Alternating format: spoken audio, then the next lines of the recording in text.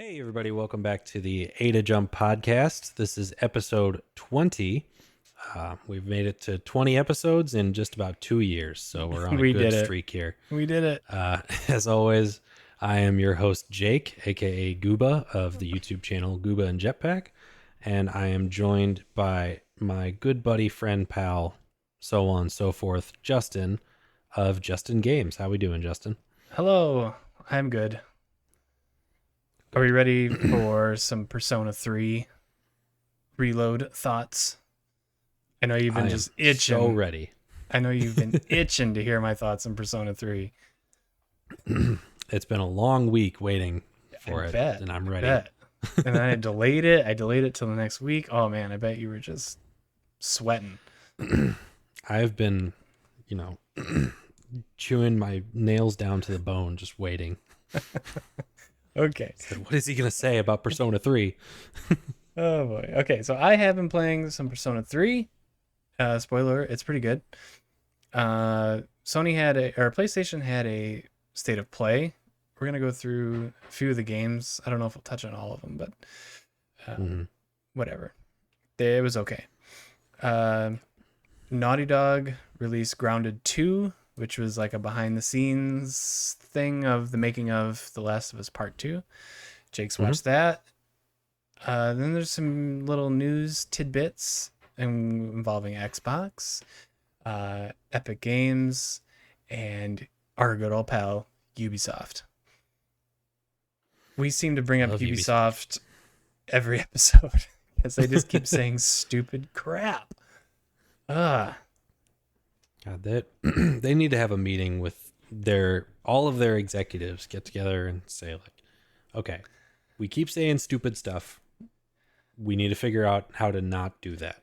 Do you think they have a community manager? Most of these game companies have community managers, and I could tell them, like, you guys are blowing it big time. I just had the image in my head of I'm just going to paint a picture for you real quick. Let's see. All right. I'll close my A eyes. guy sitting at a desk Uh-huh. in the Ubisoft headquarters, leaned back in his chair with sunglasses on that have a picture of an eye taped over them. And he's just asleep at his desk. Yes, that is Eves, or whatever the CEO's name is.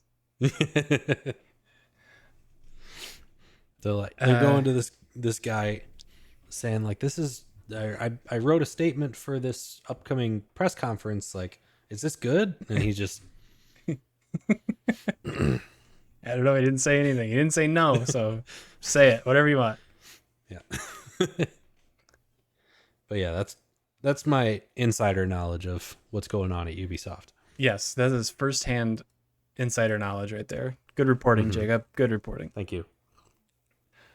Let's see. It's the Super Bowl's over.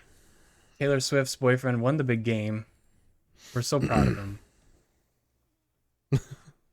We're so happy for the Swifties out there that we're very invested. Do you give a crap about football anymore? Do you still watch football? I do, yeah. Yeah, okay. I don't. That game, I didn't really have a stake in the Super Bowl. I kind of just wanted to see a good game. I think I would have preferred if the 49ers won, because the Chiefs, they have enough going for them. But yeah. Yeah, I don't really care about football anymore. Ever since Tom Brady left the Patriots, I was a Tom Brady fan, I guess, even though I swore up and down to you guys that I wasn't. But you were. We knew you were. Yeah, everyone knew I was. It's fine. I don't even care. Well, he had a funny commercial during the Super Bowl, so did he? I didn't even watch it. He's still doing stuff. I think he's a genuinely funny person. Like he has like tweets that'll make me laugh sometimes, and like he makes fun of himself. Mm-hmm. But I mean, I don't know, he's a rich guy. Yeah, how much do you really know about him? Yeah. Okay, well, enough about sports ball. We did get a comment on last week's video, or last episode. This was from Comkill117. They were one of the people that answered my Reddit post asking about some fun Devil May Cry tidbits. They say, a little late checking this out, but was happy to help with some of the DMC facts. I didn't realize how much stuff I wrote until you showed it here. It was cool hearing your experience with it. Been playing for a while, but I remember also having that problem with the controls. And I love how it never tells you how Devil Trigger works the first time too. Yeah, Devil Trigger, I think I mentioned that. That just makes your attacks so much more powerful, and I didn't know how to do it. And once you figured it out, it made the game 10 times easier. It's definitely a game that shows its age in places, but also a lot of fun. If you ever try the Resident Evil games too, by any chance, there's a lot of similarity in terms of atmosphere and designs. It was fun listening to this. I like the idea behind it, and it's cool you guys reached out to people for more info on the games. Thank you, Comkill117, for all of your help. That was fun doing that. Yeah, it feels very Resident Evil-y. I mean, it was made by the same people, or most of the same people, I guess. Mm-hmm. Same company, anyway. But yeah, I definitely felt like I was playing a Resident Evil game while I was playing that, which doesn't take it away from either of them. But all right, Jake, I have been playing Persona 3 Reload. All my gameplay is on my YouTube channel. Yes, that's right. I am uploading again. I have, I believe, 5 episodes. I'm back. 5 parts up right now. I haven't played much because Monster Hunter World has taken over my life again. Mm-hmm. As it does. But I did play, I think like 5-6 hours, and it's really good. It's Persona. Mm-hmm. You know, if you liked Persona 4, if you like Persona 5, this is right up your alley. You're gonna like this too. Mm-hmm. You start off as a nameless character. You get to name them yourself, and I chose a terrible name. I don't know. I wasn't expecting to have to name myself a first name mm-hmm. and last name. So I just gave it like Juno Jones, something terrible. It was like a terrible Marvel character.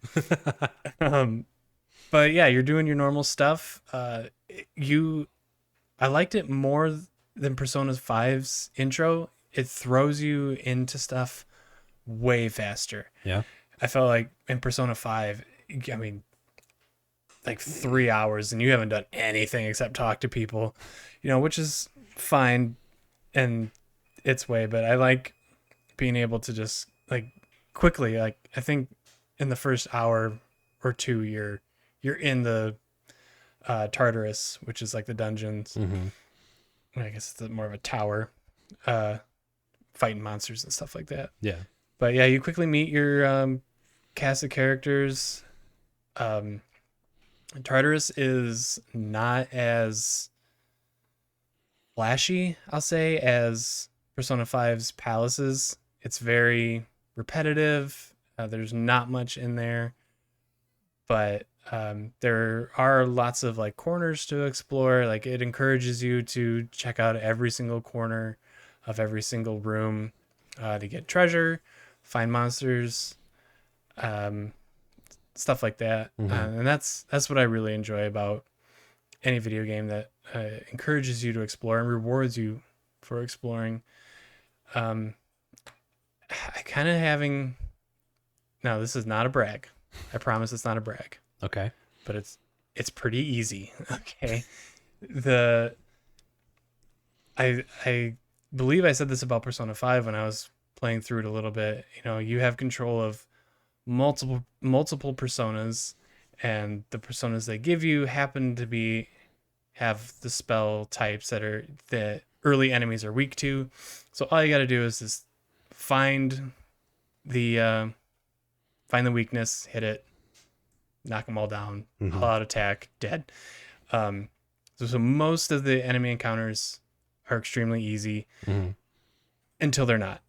You know, I think they're called gatekeepers, which are kind of like the mini bosses, and they kind of stand in the way of you progressing after a certain number of floors in the Tartarus. Mm-hmm.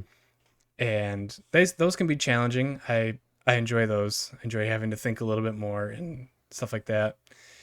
And as I talk about it in my videos, but finding the weakness to the enemies, you can do it with just a button.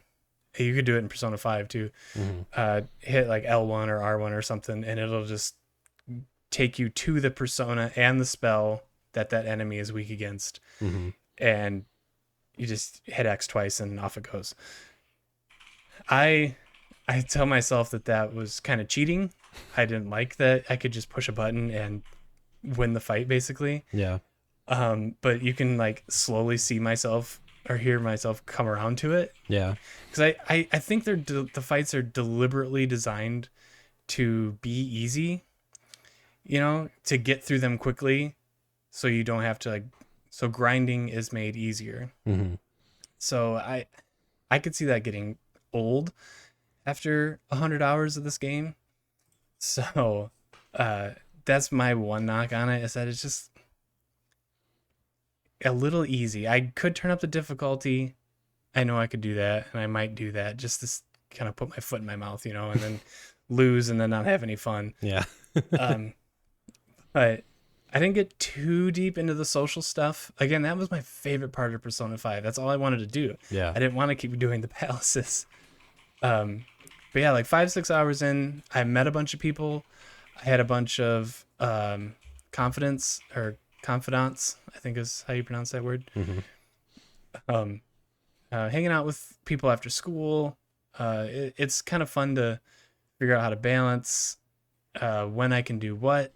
Like I got a job at a coffee shop, which I can do that after school on certain days, or like in the evening on certain days. Mm-hmm.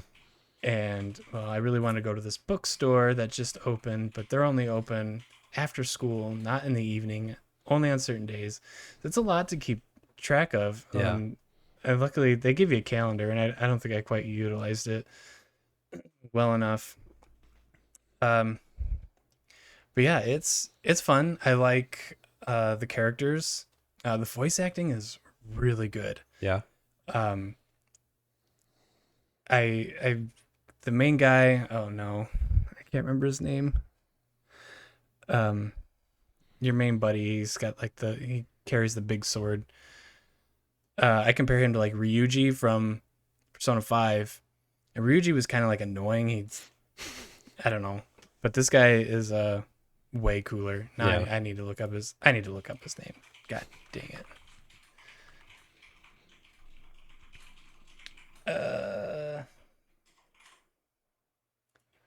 Where is he? I want to say Junpei. That doesn't sound right. Yeah, Junpei. There he is. Yes, Junpei is cool. His voice actor is really good. I think he'll be my best friend forever. Yeah. Bottom line, I really like the game. It's Persona. It's not gonna like blow your mind with, oh my gosh, so many new changes or anything like that. Mm-hmm. It's just another excuse to dive into that type of gameplay and that type of world, which I'm all good with, because it's a lot of fun. Yeah. There is some controversy surrounding it. It is a remake of a 2008 game. Is it 2008? 2006. Mm-hmm. And then so the original game came out, and you could only play as the male protagonist. But Persona 3 Portable was like the expanded version, Mm-hmm. kind of like Persona 5 Royal.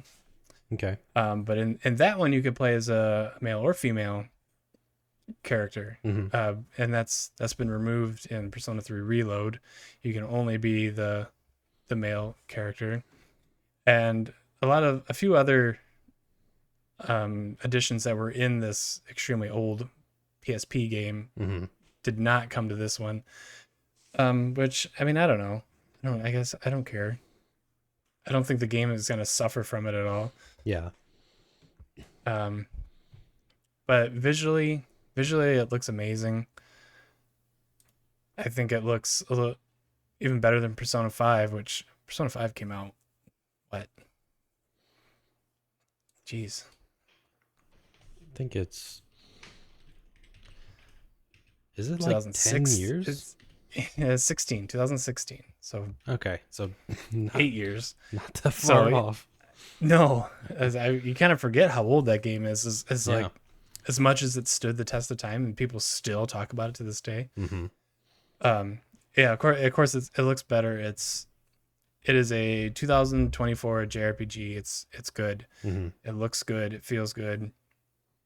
Yeah, if you're into that Persona world, you're gonna absolutely love Persona 3 Reload. I enjoy it.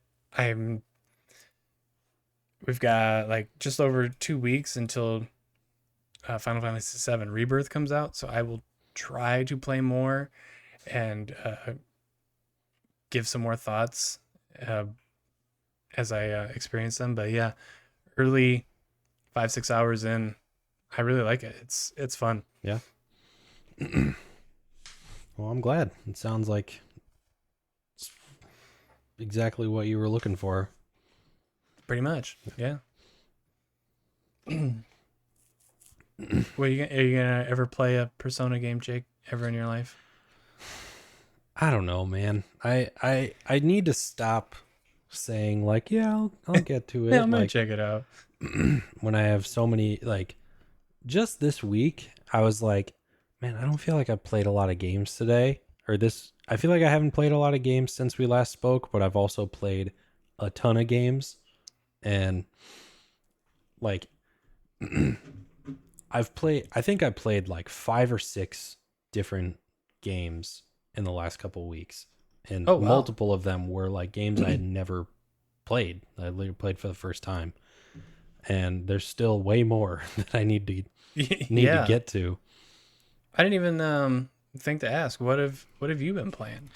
I mean, the reason I say I haven't played very much is because like I haven't really played a whole lot in the last couple weeks. I thought you said you did play a bunch in the last couple weeks. I've played a lot of different games, but I didn't put a lot of time into any of them, really. That's fine. What have you played? Let's hear it. So as you saw on my stream the other day, I finally started Liza P. Oh yeah, yep. Which is fun. I'm enjoying it. It's very Dark Souls. I would say it's probably more Bloodborne, I guess.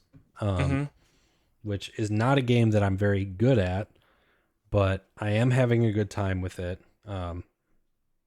It's exactly what you'd expect. You know, you have, you collect souls, or echoes, I think is what they're called in that. And you fight your way through an area. If you die, you go back to a checkpoint. You have to recollect all of that. It's a lot. It's very grindy. Combat's very intense. I killed about an hour of that stream fighting one boss, which was the first boss of the game. Yeah.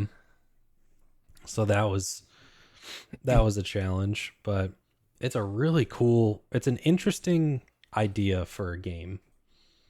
Like one that you would never, if you had told me, 10 years ago, like someday there's going to be a Dark Souls Pinocchio game, I would say, what are you smoking?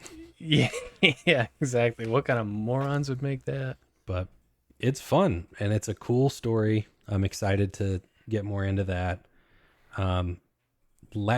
Ironically enough, last night, have you looked at the February PlayStation Plus games at all?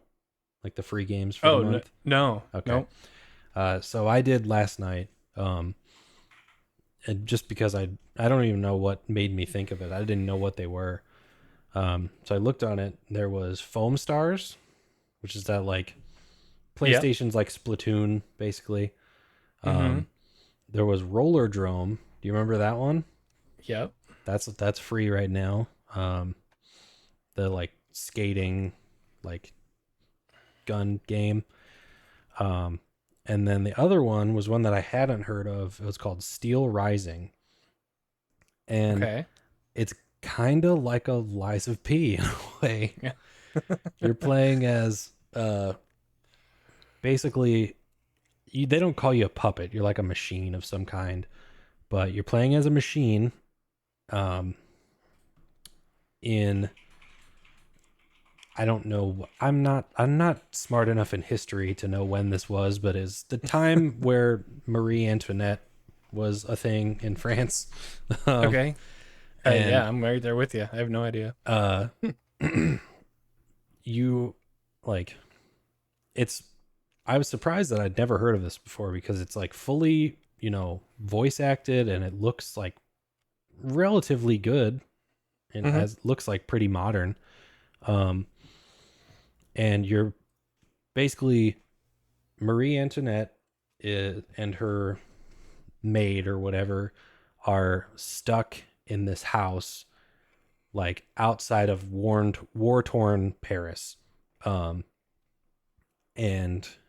you as her like machine bodyguard person have to fight your way into the city to get a message to the king or something. I don't know.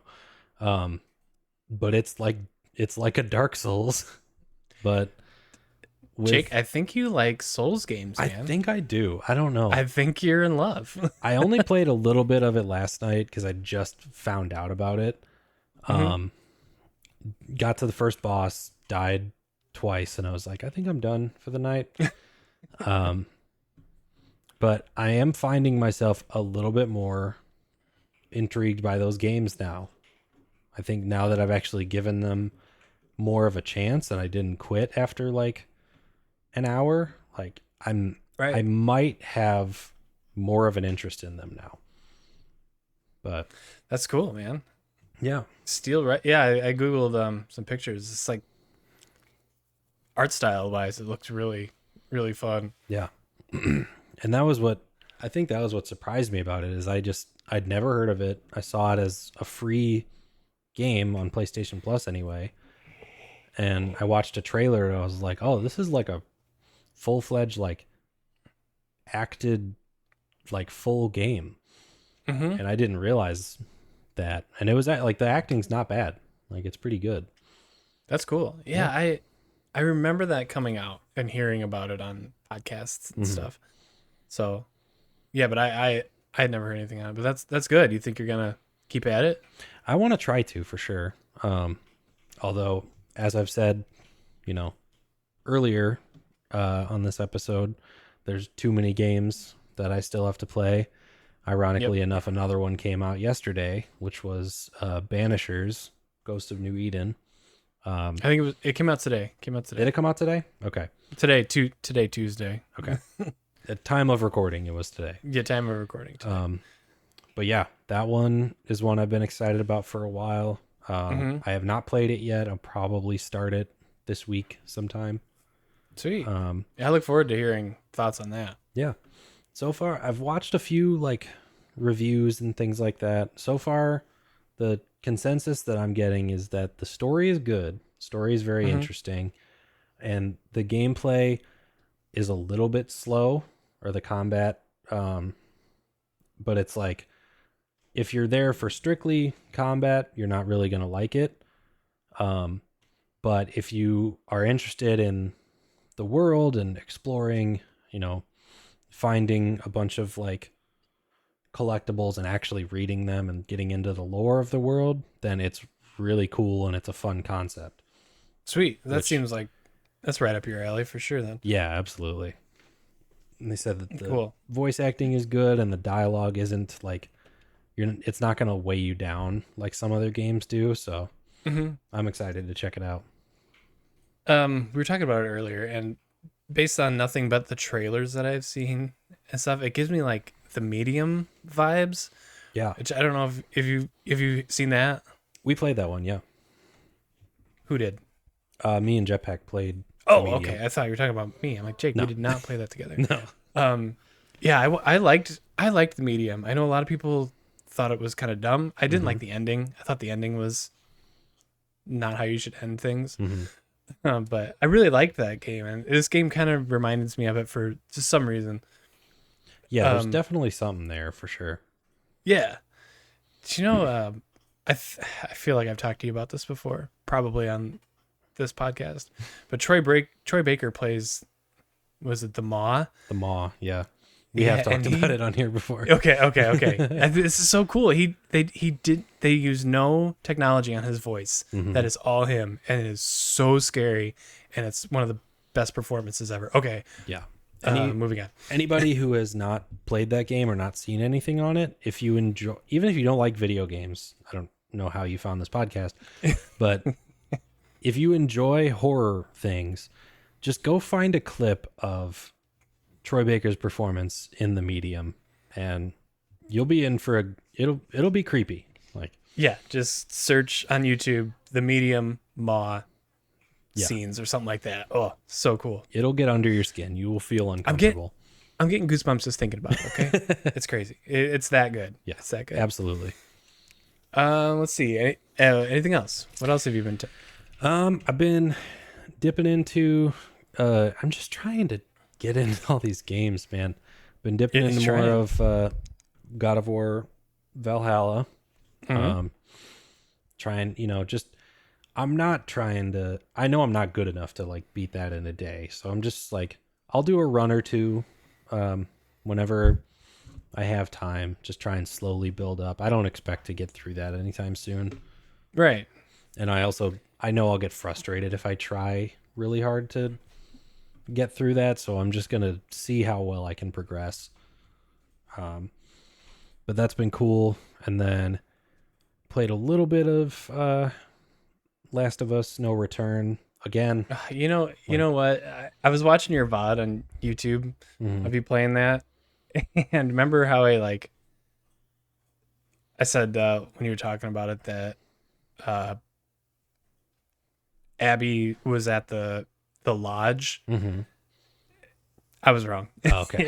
It was definitely the aquarium. Oh, okay. It just, I don't know. It looked like the lodge. And then I looked it up and I'm like, oh yeah, that's definitely the lodge. No, it wasn't. Nope, that's the aquarium. My bad. Well, it's the aquarium when it's decorated like for Christmas. So there's snow and there's like the lights and stuff. It does give off like, it gives off the lodge vibes, cabin type of feel. Yeah. So. I felt stupid when you're like, oh, that's the aquarium. I'm like, no, it's not, Jake. Oh yeah, it is. Well, now I'm a little bit bummed that so I assume they only have one location per character. I'm a little bit bummed that they gave Ellie just the theater, like, it's just like the theater projector room. And I'm like, I mean, I guess that's where she like planned her attacks on the WLF and stuff. But I was like, as a character, I feel like either the farmhouse or like somewhere in Jackson would have been more important to her as a person. But, yeah, and especially that there was just no narrative involved with that mode at all. They could have put her anywhere. Yeah. Just someplace cooler than the projector room. Yeah, anything Naughty Dog, anything else. Yeah. But anyway, playing a little bit of that, enjoying it. Not good at all. I'm not good at video games. Me neither, man. It's fine. But have you reached the Joel and Tommy frustration that the rest of the internet has? No. Because they can't dodge.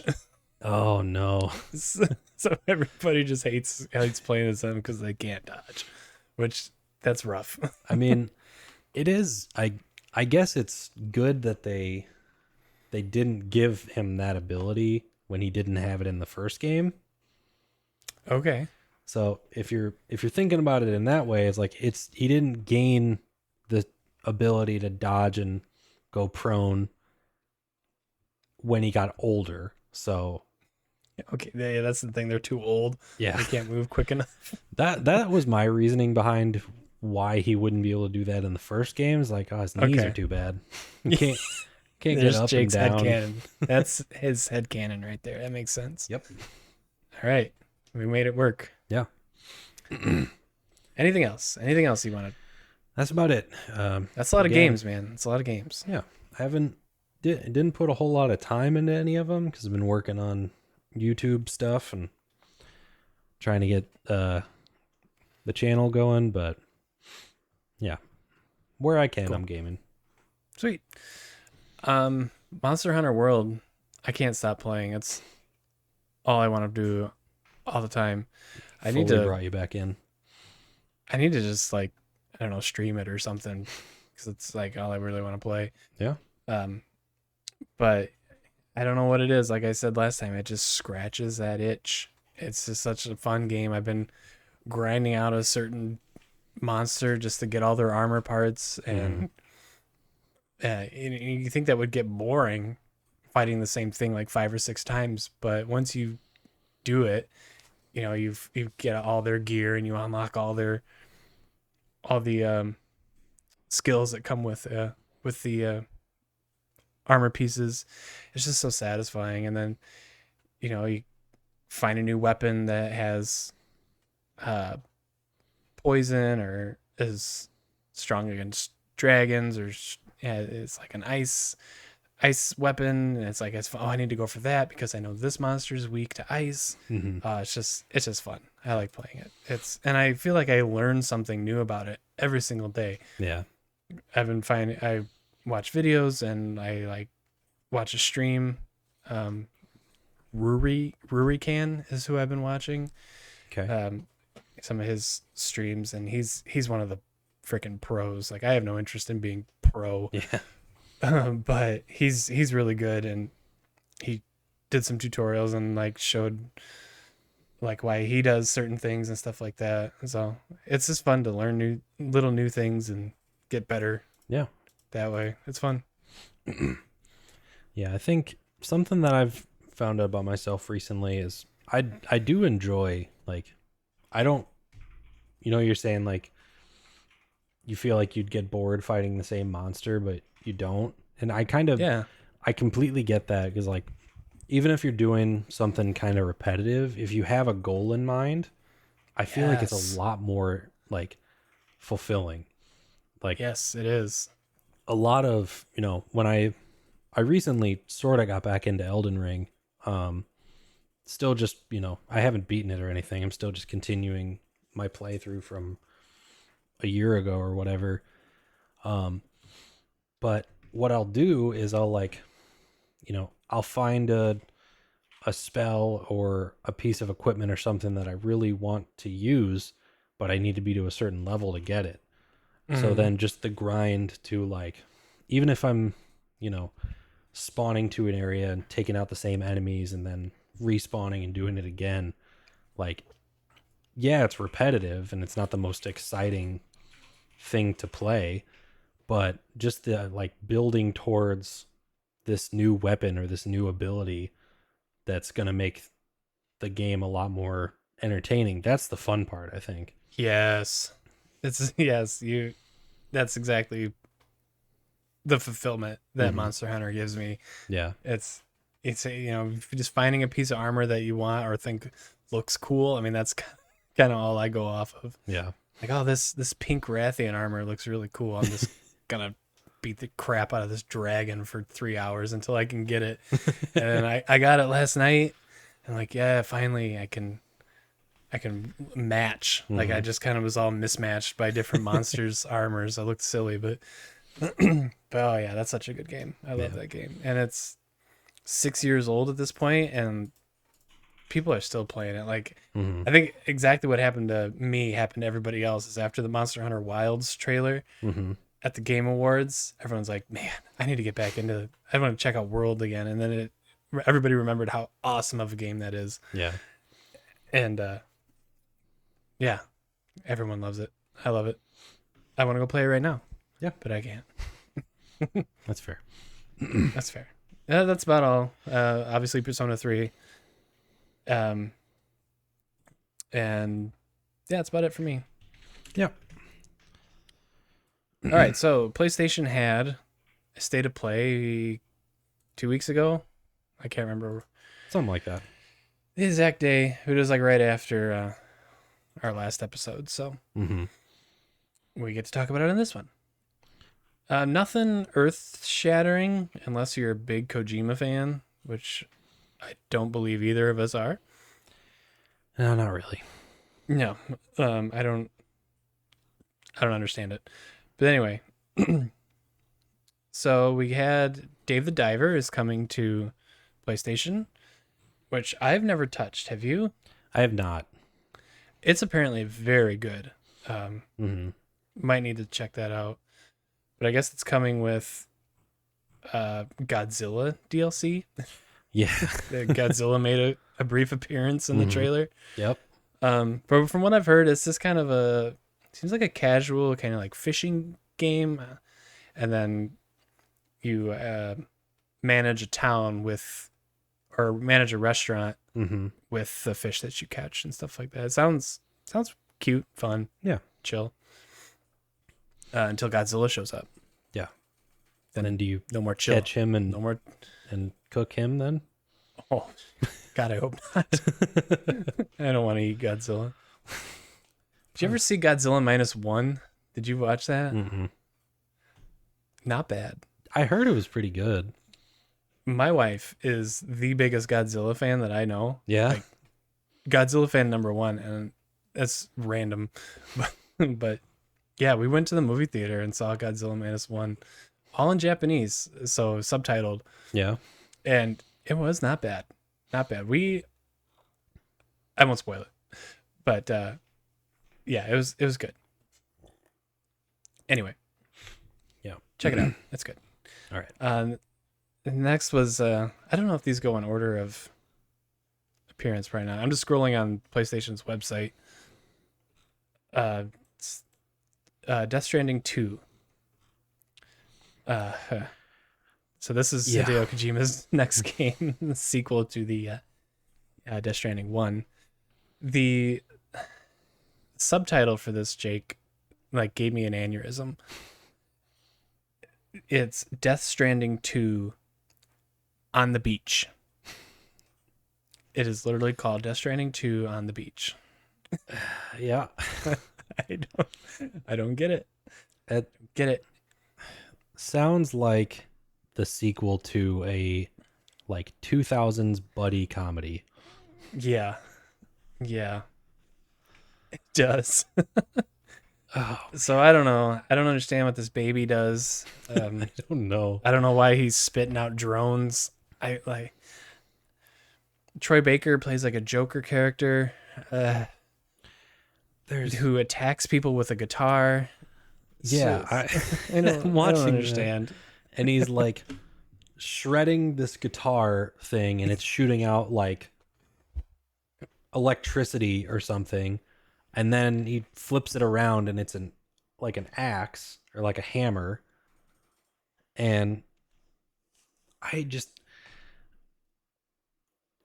don't know what the appeal of Kojima games are. Like, I really want to, because he's, people adore him, and they say that he's like a like revolutionary game director, but I just don't understand it. I don't either. And people are in the character. Some of the characters are in black and white, while the environment is in full color. I don't get it, Jake. That trailer. Like, I'm convinced there can't be more than like. There can't be more dialogue in that game than what was in that trailer, because that trailer is how long? I don't even. I won't let me watch it. It is 10 minutes. 10 minutes. It's a 10-minute trailer, and they do not stop talking the entire trailer. And I'm watching just Troy Baker slay on that friggin' guitar. Oh my God. The Troy Baker Joker segment was at least a minute, probably more. Like, they spent so long on that game. And yeah, this is a big deal, but not for me or you. Yeah, people, I mean, Death Stranding fans, wherever you are, I'm happy for you. Yes. It looks like it's going to be just as weird, if not weirder than the last one. I don't even really know what to say about that game. I haven't played the first one, so Yeah, and maybe if I did, I don't know, maybe I'd appreciate it, but I have no interest. Absolutely none. Yeah. In playing any Kojima games, honestly. Yeah. And afterwards he started talking about Herman Hulst started talking to him about a new spy game. Yeah. So this man now has 3 games in development with just Death Stranding 2, the OD, and now this, like, it's going to be 10, 15 years before we see another one of the spy game. Yeah. Like, why even bring it up? It's so weird. It's definitely just to build hype because wasn't it like 2 years ago that Kojima joined like a partnership with Microsoft Studios? Good question. I do remember that, like, in the last couple years that happened. So now he's partnering with PlayStation somehow. And the thing that people really know him from is Metal Gear Solid, which is obviously like spy, espionage type stuff. So I think it's like maybe trying to build hype for him coming back to PlayStation as like I don't know if this game is going to be exclusive or something. But it's like he's coming back to PlayStation and he's going to make a, like, it can't be Metal Gear Solid because he doesn't own that, but he's going to make like a new Metal Gear Solid. Like something very similar. It's not Metal Gear Solid, but it kind of is. So just be excited for that. It's like that's cool, but you've talked about 2 different games this year, and one of them is still in very early development. So where is this gonna fit in there? I don't know. Did we get a release date for Death Stranding? I don't remember. I think it may be this year. 2025. That's all it says. Okay. So, yeah. So 2025 for this, you're talking like 2028, maybe at the earliest for the OD, and then what, 2032 for this espionage game. Like, why? I don't know. They give him so much leeway just to go out there and say and do whatever he wants. Whatever. I guess I'm assuming it sold well. Otherwise, he wouldn't be making 2. Yeah, I just,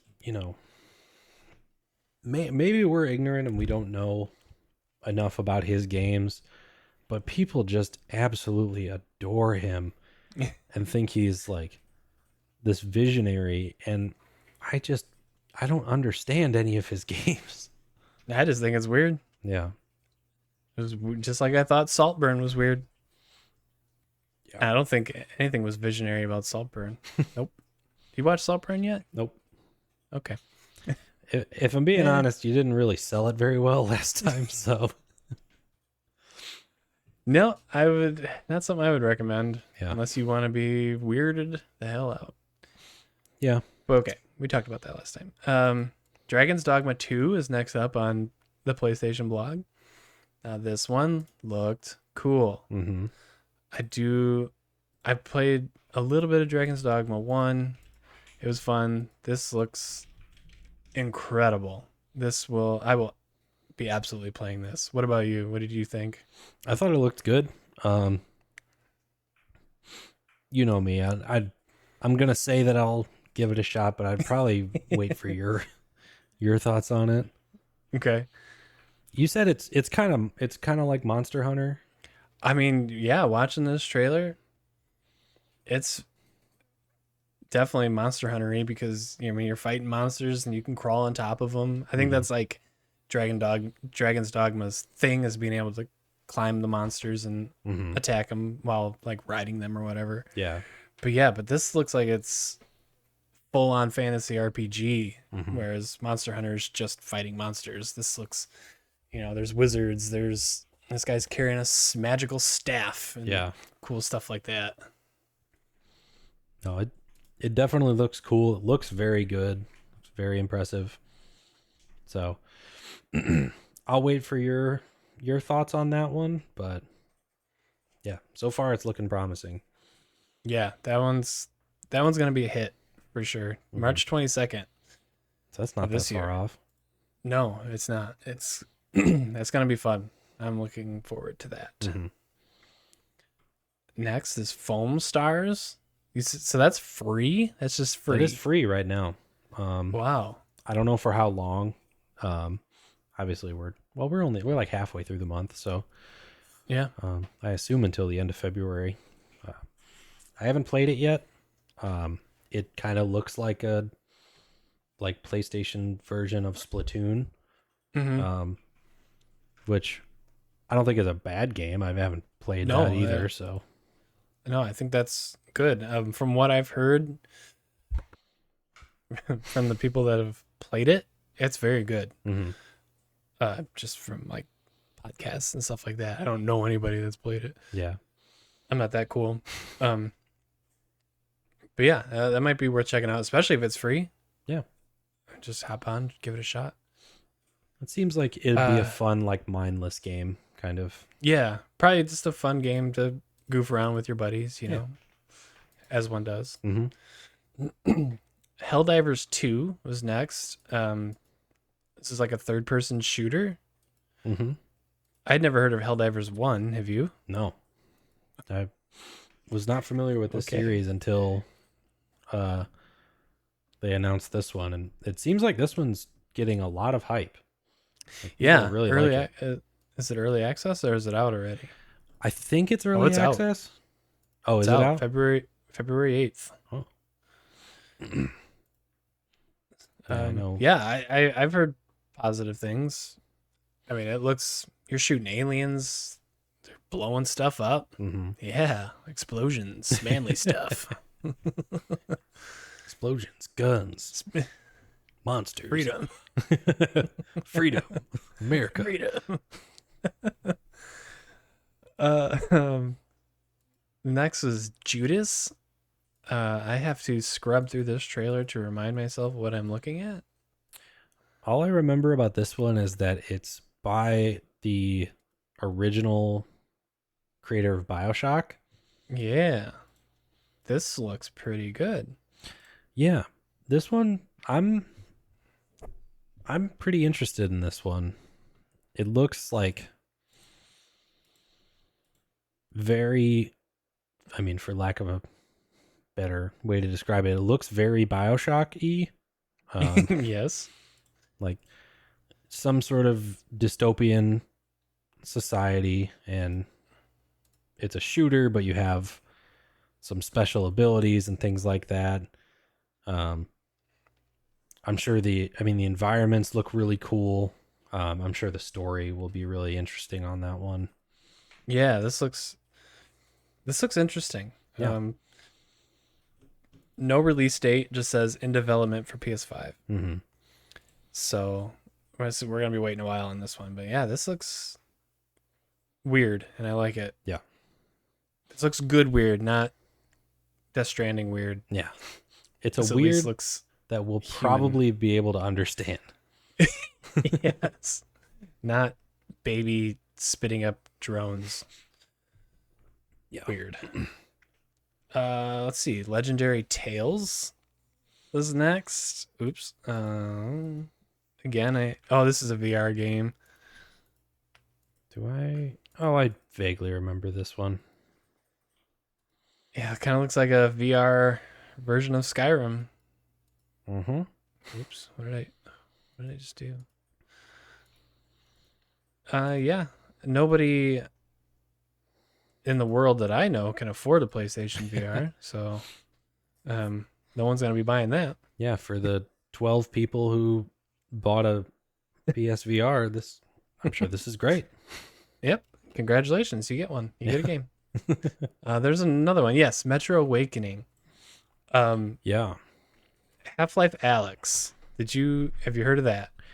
I have that on Steam, and I've never played it. You have a VR? You have a headset? I have a Oculus, or I guess a Meta Quest 2. Oh, you can't play it on that. You can. Can you? Yeah. You can? Okay. Mm-hmm. I thought you could only play it on Valve's VR headset, but that must have went away. Yeah. So I can play it on there. I don't think I've turned that thing on in like a year. Jacob, come on, man. VR is cool, man, but it's just such a commitment. Like you have to, set up all, make sure the headset's charged, make sure the controllers are charged. You have to set aside a space, like and for us, like we have to move the chairs out of the way and like make sure that I'm not gonna knock anything over. Don't want to knock Jetpack out. Yeah. And I don't know. It's just I wish it was like I wish it was more fun than it is. Like because it is cool for VR, a little while. Yeah. But yep. It just kind of like the Wii. How much fun we had playing Wii for like months, and then it just went away. Yeah. I wish this was as fun as it used to be. Yeah. And that's why I think, as cool as VR is, I don't think it's ever going to be like, it's never going to contend with just playing on a controller or mouse and keyboard. Yep. I wish they would un-VR Half-Life Alyx, so you could just play it in like normal. Because I have watched that game full on YouTube more than once. I loved watching that game, mostly because the guy I watched, Christopher Odd, it scares the crap out of him, obviously, because it's VR and it's a spooky game, and it's funny to watch. But yeah, that game is so good, and I feel like so many people would say, I'll get a VR headset when I can play Half-Life Alyx on it. And PlayStation never got that. So, but Metro Awakening is next on this list, and that seems like their answer to Half-Life Alyx. It looks very similar. You got the gloves, your health is on your gloves and your ammo and stuff like that. It's pretty cool. Let's have to see if it can contend. Metro is a strange franchise to adapt to this, but I mean, Metro must be popular. They keep on making them. I've never heard of a person play Metro before. I've heard no one I know has ever played them. I've heard YouTubers and whatnot mention that there's some good games in the series. I'm not familiar with them. Like I don't really even know what they're about. They're Russian. That's all I can tell you. There's some sort of apocalypse happening. Inspired by the international best-selling novel Metro 2033. Okay. Well, there you go. It's a novel that they've adapted into several games. No one, again, I can't afford a PSVR 2. And even if I could, I probably wouldn't buy it. Yeah. That's too much. Isn't it? Too much. It's more than a PS5, isn't it? Yeah, it is. Yes. It's like $100 more, I think. So you're spending, total you're spending like $1,200 for the system and the VR. You haven't even bought any games yet. No games for it yet. At that point, one controller. You're well on your way to a decent gaming PC. Like, oh yeah, yeah, easily. I don't know. I think they maybe dial back on the exclusive VR stuff and truly get into the handheld gaming space. Please. PlayStation. Oh man, we've talked about that enough, but please. Apparently good handheld. There's rumors that there's going to be an Xbox handheld coming up. Oh boy. And we'll talk about Xbox later, but I'm just like, yeah. Maybe if any, I'm never going to buy that, but if anything, give some motivation to PlayStation. For real. I feel like, Yeah, we don't need to get into that again. We don't need to redo it. We you know how upset we are about it, okay? Yep. Rise of the Ronin is next. Yes, Jake's must-play game. This looked really cool. Mm-hmm. Yeah. It looks like Ghost of Tsushima. Yeah. Turned up to 11, maybe?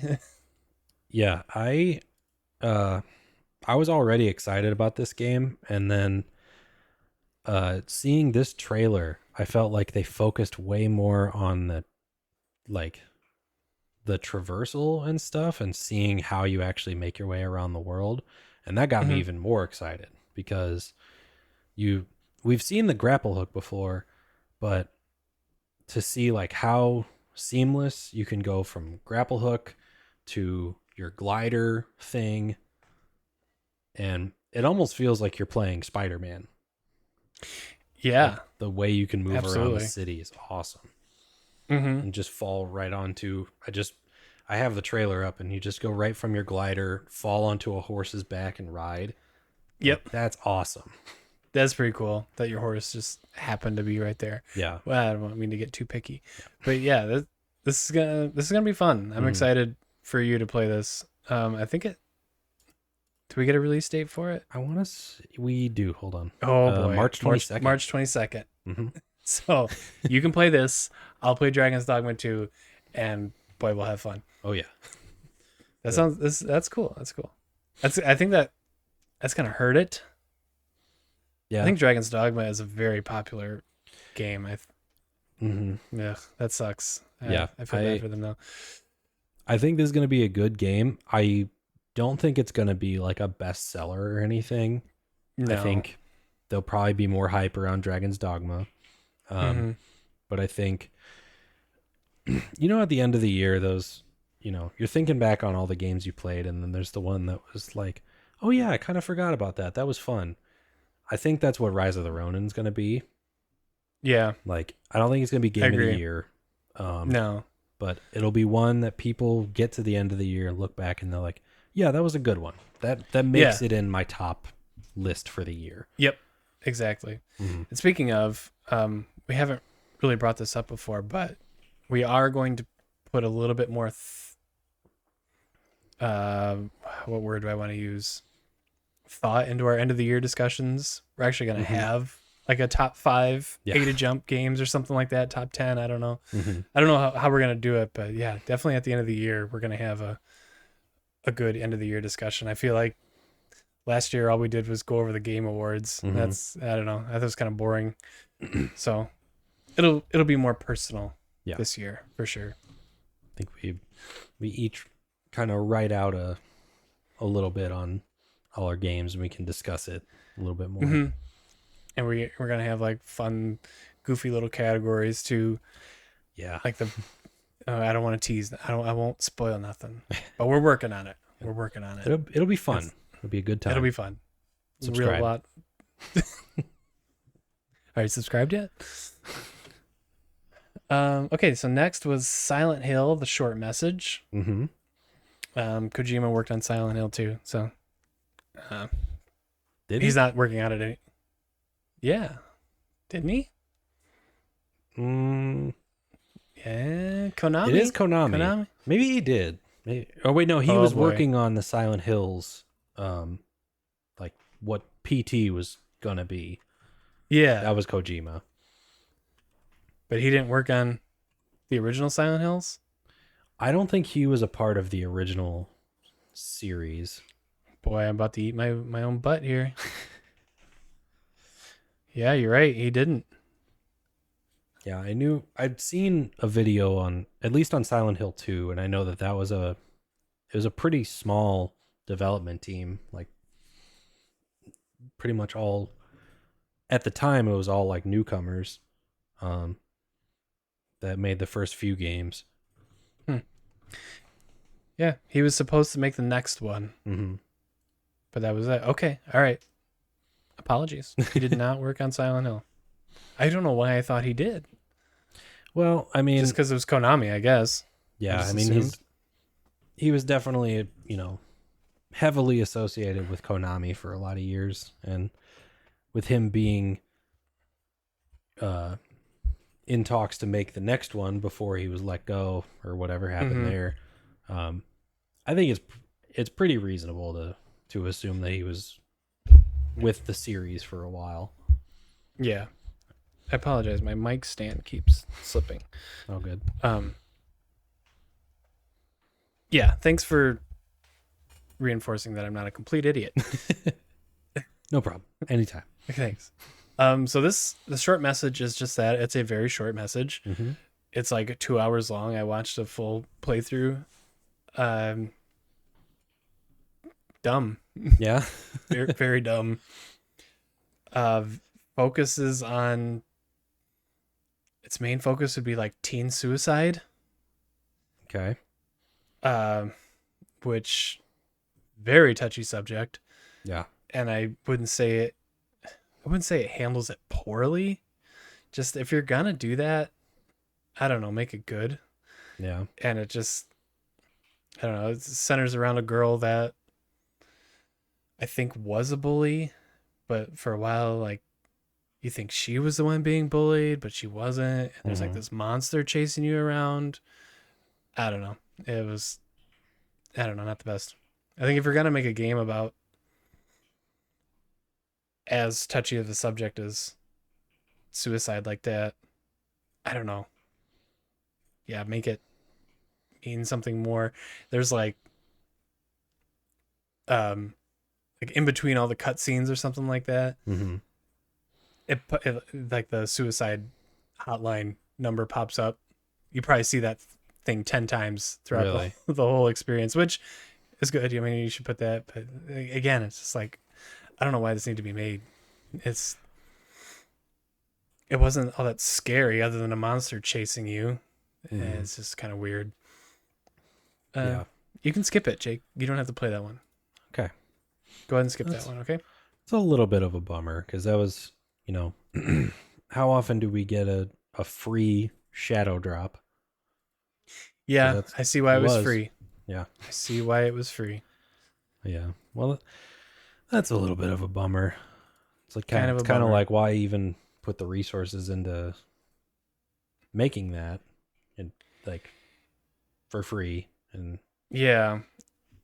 And the stream I was watching was two women play it. Mm-hmm.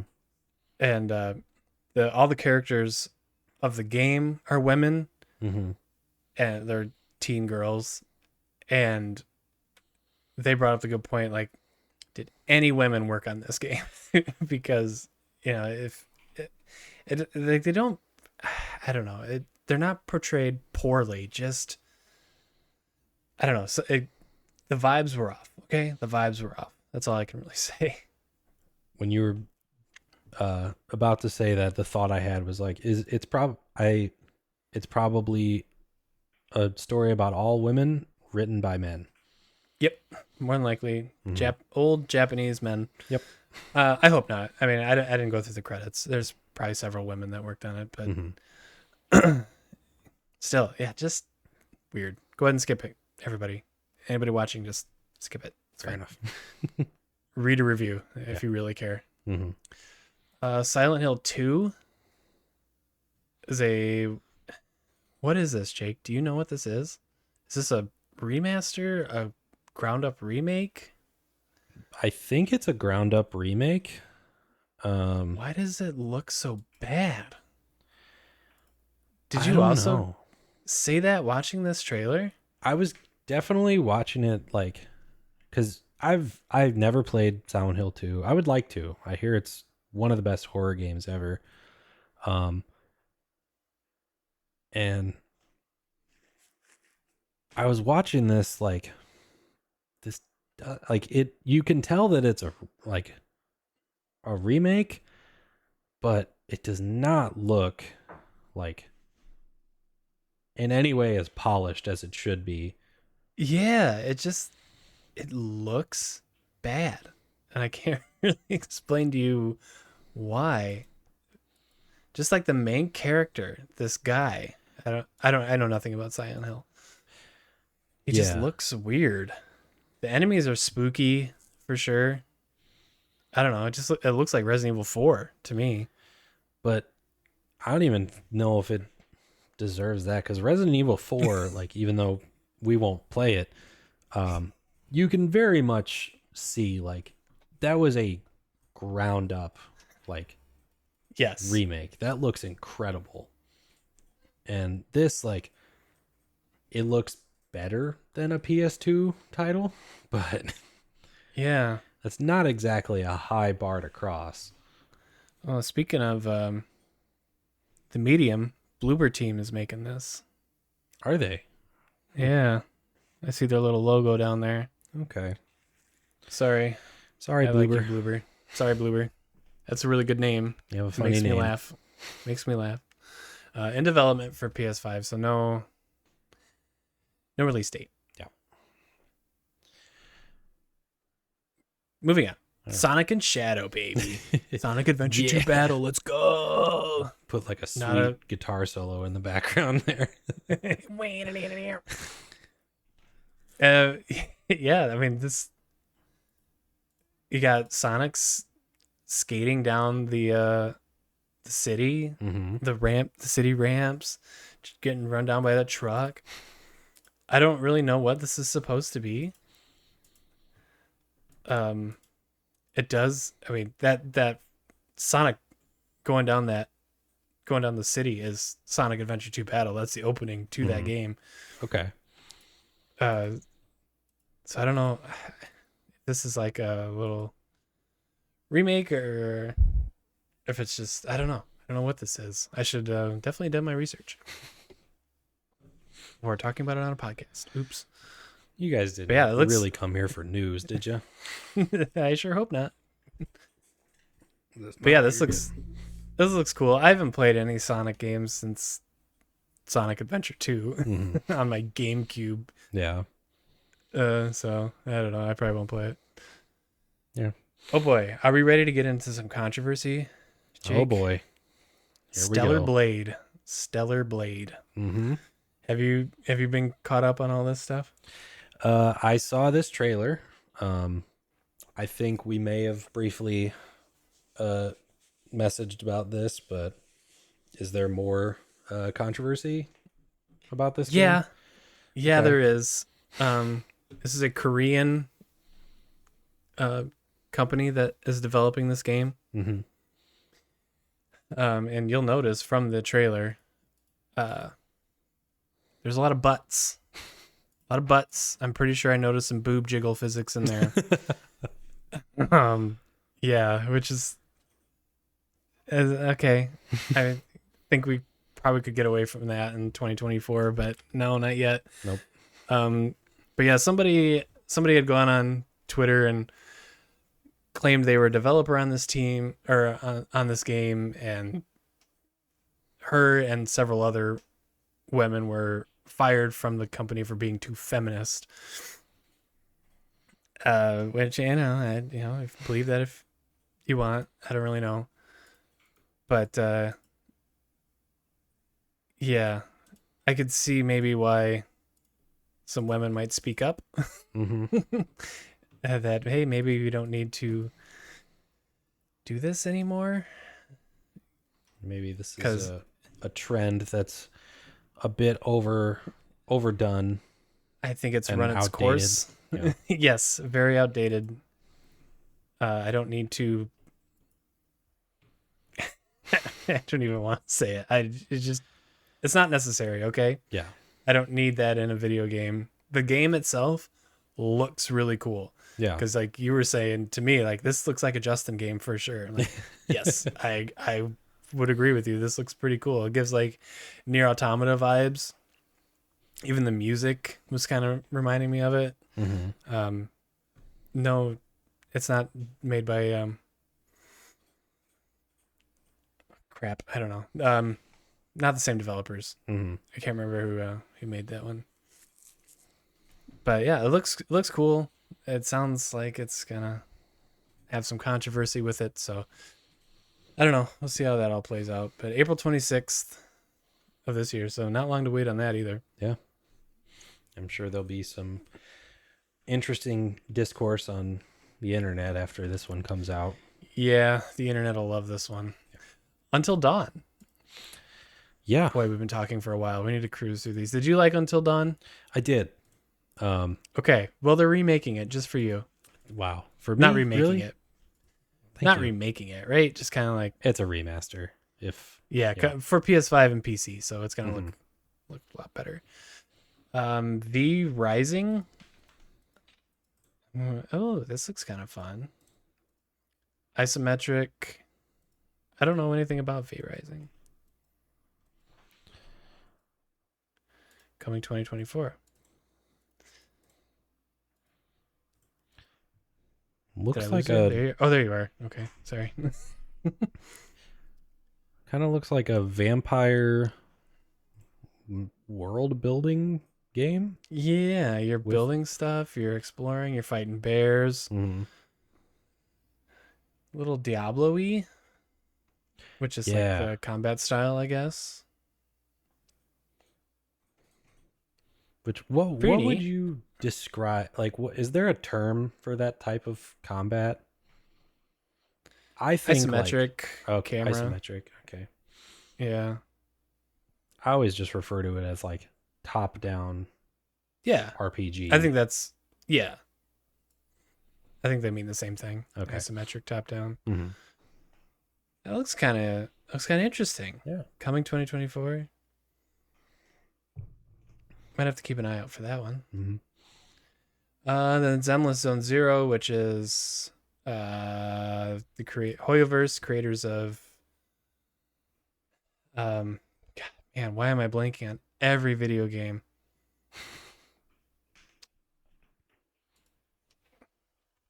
Stand by.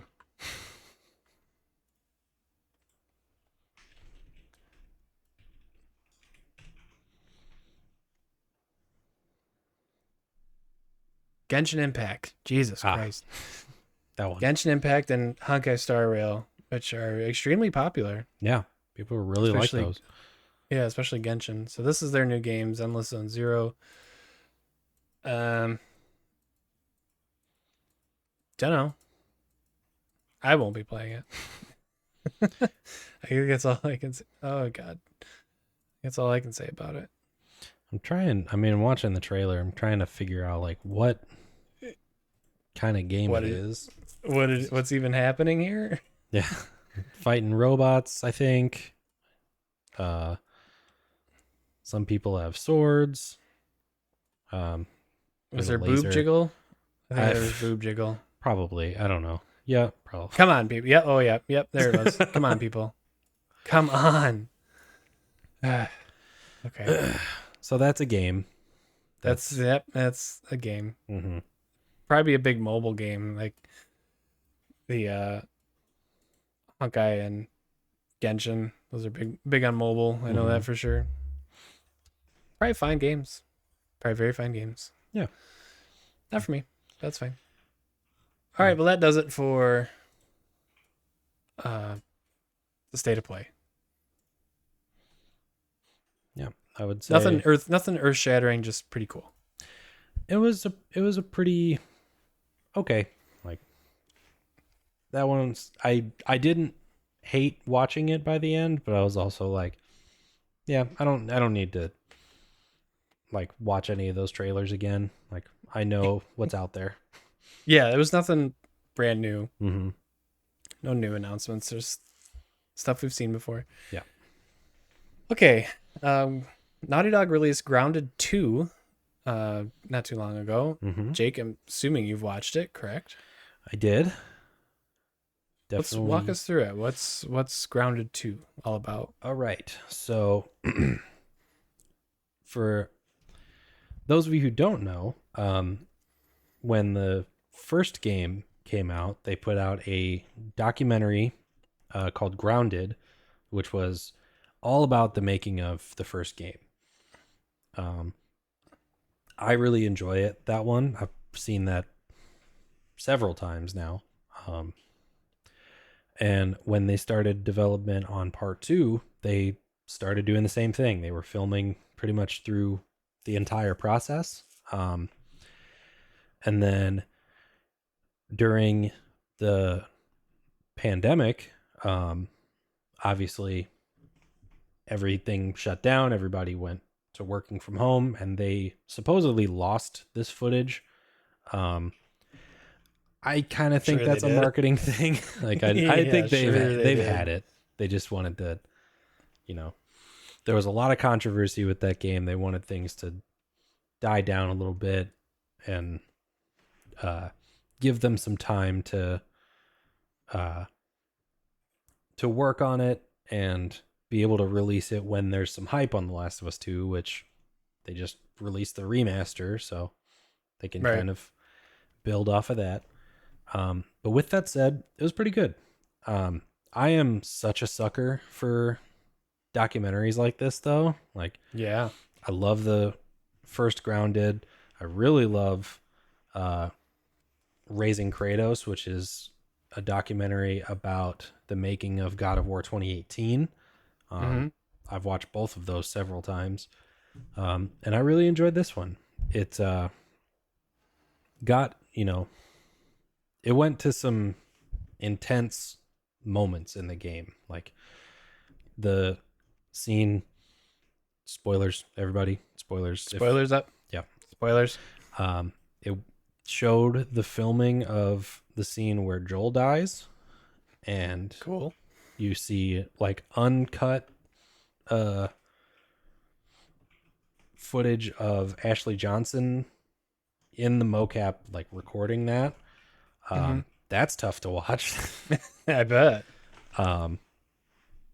But they went into like all of their thoughts for how they were gonna, like, go through this very controversial story, and then talked about, they go into like every aspect of making the game. So obviously they touch on the story and the acting, and they go into what changes with the game design and all that stuff. And that was all interesting. Uh, and then they start talking about um, during, or when the pandemic first started, uh, like everyone having to go to working from home, and obviously they're right in the middle of like crunch when that happened because it was supposed to release in Mm-hmm. February, Right. and having to announce through PlayStation that they were delaying the game indefinitely, which I forgot about that, honestly. Like, Yeah, I don't remember that either. I don't think it lasted very long. I think within a few weeks they had another release date. Um, Gotcha.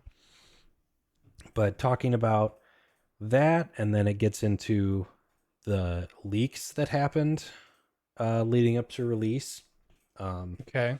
and just how incredibly horrible and toxic the gaming community is. Wow, that was bad when that game came out. Yeah, or like people, seeing what it ended up being, which for the longest time there was a rumor that it was someone within Naughty Dog, like a disgruntled employee.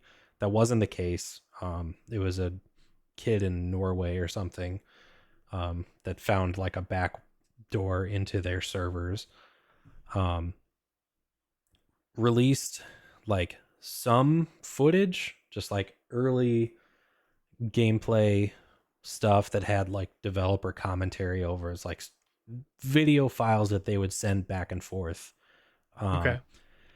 And he was doing that after I believe that was after they had indefinitely delayed it.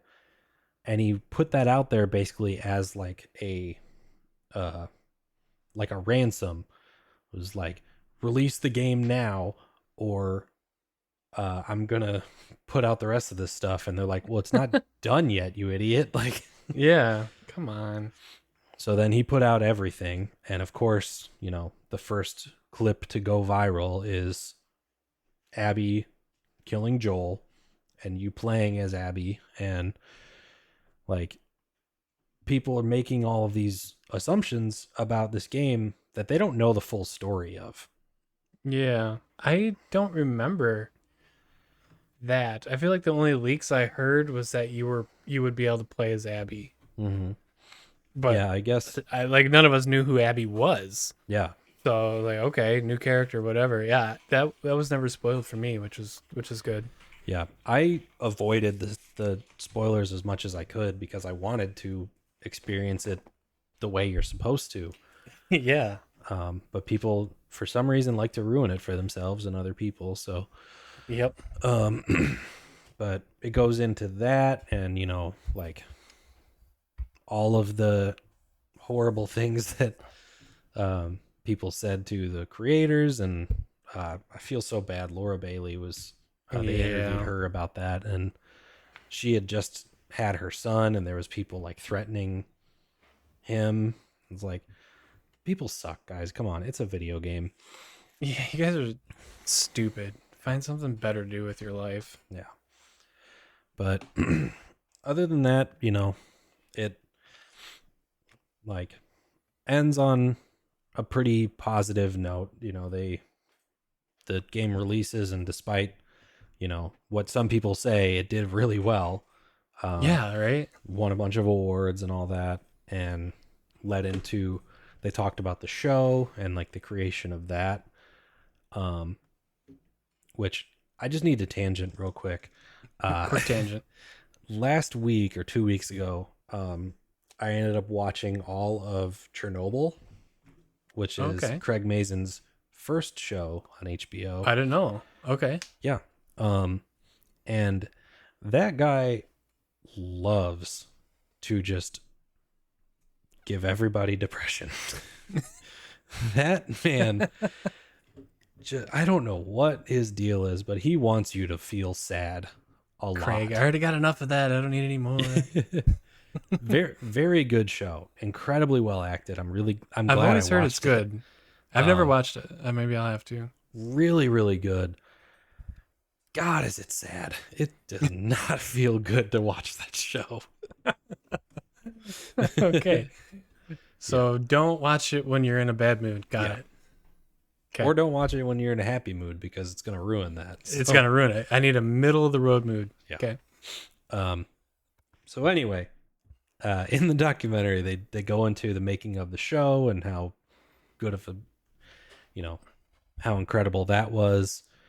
And then at the very end, they're talking about, this is one thing I liked, is they talked about the environment at Naughty Dog and how near the end of the last game, or near the end of development, there was a bunch of things coming out about how people were just incredibly worn down and crunch was killing them, and there was nothing really being done by the company to fight that.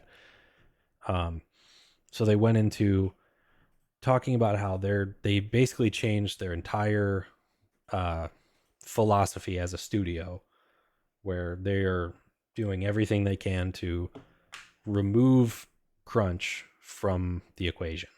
They're not gonna set deadlines anymore. They're not gonna announce deadlines. Like, they're gonna make it like as good of a work environment as possible. Sure. Which, could all be marketing speak or whatever, but I like to think that was genuine, and that they are going to try and set a better example for the gaming industry, because it's not just a Naughty Dog problem. That's something that every major studio does. And then one of the last things that they talked about, which I've been leading up to with this whole thing, is they're talking to Neil, and he's talking about how after part 2 was done, him saying that he didn't want to continue the story unless there was a concept that he felt excited about. And for the last few years, there hasn't been. But around the start of 2023, he thought of a concept. It's not a story yet, but there's at least a concept that he's excited about, and that he believes there's one more story left in this series. 100%. So a lot of people took that as confirmed Last of Us Part 3. Last of Us 3 is out. Let's go. It's not confirmed, but there's a concept. So okay, I will take a concept. There is still life left in this story, which obviously I am very excited to hear. I hope me too. that we hear more about it soon, but I also am not going to put my hopes into that. I don't want the development to be any more pressured than it already is. But yeah, that was definitely a pretty exciting way to end that documentary. Yeah, that's awesome. Yeah, I love that peek behind the curtain kind of stuff. Even if it is kind of safe, no one's going to go out there and really say how terrible everybody was or anything like that. But yeah, for them to kind of admit that things were bad and we're trying to fix them, whether or not, Joe Schmo developer would agree with that or not, is up for debate. Mm-hmm. I mean, Neil can go up there and say he's doing everything he can, but he owns the freaking place. So yeah, of course he's going to say that. But that's interesting. That's cool. I'll have to watch it. Mm-hmm. Yeah. I wanted to get your raw reaction to it too. That's good stuff. I think whether you believe all of that part of it or not, it's still just really entertaining for me, at least, to see behind the curtain, see how they did certain things, like how they improved on stuff from the previous game. It's just cool. Like, game development is so cool. It is cool, and we know absolutely nothing about it. Yeah. We get these little documentaries, but that's it. I mean, they don't show the whole picture. Yeah. But for sure. I like No Clip. No Clip is a YouTube channel. They do and some of them are mini, some of them aren't, video game documentaries. Mm-hmm. I've watched the making of Horizon Zero Dawn. I've watched the making of Witcher 3, a few others. Yeah, that stuff's just fun. Just to get to hear from the people that made it and tell their stories is always good. Yeah. I think I saw the Horizon one, actually. Did you? Yeah. Mm-hmm. Good stuff. Yeah, No Clip on YouTube. Good stuff. Good stuff. Have I said good stuff? It's good stuff. Good stuff. Good stuff. Okay. So some news tidbits that have came out just in like the last few days, I feel like. Mm-hmm. There is a rumor Xbox exclusives will be coming to other consoles, i.e. Starfield is the big one, Gears of War, I guess Halo, right? That would mean Halo. Yeah. So what's interesting about this is that there's a few different ways that I could see this happening. I don't think that they would go like, I think there's a few exclusives that they would keep just to Xbox. I think Halo is probably one of them. Right. Probably, I don't know about Gears. I've heard rumors that they were developing that for PS3 as well. But from my understanding, they're saying that the studios under Microsoft that haven't always been exclusively Microsoft or Xbox will start releasing games on other platforms. So Starfield, probably like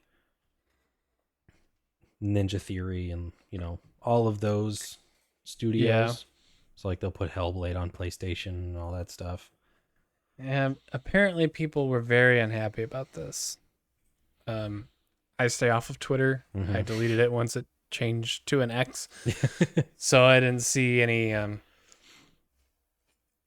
discourse on this. But apparently, people are very upset, which I don't really see why. Mm-hmm. More games in more hands is good. I wish more. I wish PlayStation stuff came out everywhere. Yeah. The more people that play Horizon or Last of Us, the better. Yeah. It's just tough. I think PlayStation was just at the right place at the right time with their exclusives. They were ahead of the game by what, like 10 years, 15 years, something like that. Mm-hmm. And they just got good studios to make good games. And I think that's how the PS4 bounced back from the PS3. Yeah. It's just all those PlayStation or the exclusives. Because I was thinking about that today while I was doing dishes, as one does. Like PlayStation 2 is the greatest selling console, the best selling console of all time. Yep. Because they were in the right place at the right time. Because it was a DVD player, And then the PS3 came out and kind of flopped. Yeah. And I couldn't really tell you why. But the Xbox 360 probably blew it out of the water. Yeah. And I was, I was too young to pay any attention as to the reason why. Mm-hmm. But somehow when PS4 and Xbox One, Xbox One came out, PS4 blew it all away. Probably because of just those exclusives that they had. Mm-hmm. Everybody bought a PS4 for Spider-Man, for Horizon, for The Last of Us. Mm-hmm. Anything else that came out around there? Probably not Spider-Man. That came out in 2018. I don't know what else there was, but that's probably how they ended up being the kings of the console wars, baby. So and it's all just stupid. Just calm down. If PlayStation people get to play Starfield, who cares? Like, yeah. Why is that such a bad thing? Yeah. I mean,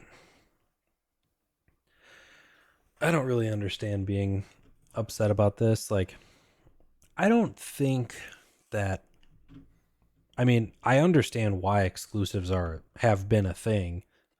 It's to get people to buy your systems. Because my understanding is that most of the time, these companies don't profit off consoles. They're too expensive to make. They don't sell as many of them as they do games. So it makes sense that they sell you a console so that you'll buy the exclusive game for that console. Right. And everyone does that except Nintendo. Yeah. I've always heard that rumor too. Nintendo never sells their consoles at a loss. Mm-hmm. And whereas PlayStation and Xbox will, and then like you said, they make their money off the software, not the hardware. Yeah. And I actually do remember the launch of PS4 pretty well because I was pretty invested in it at the time.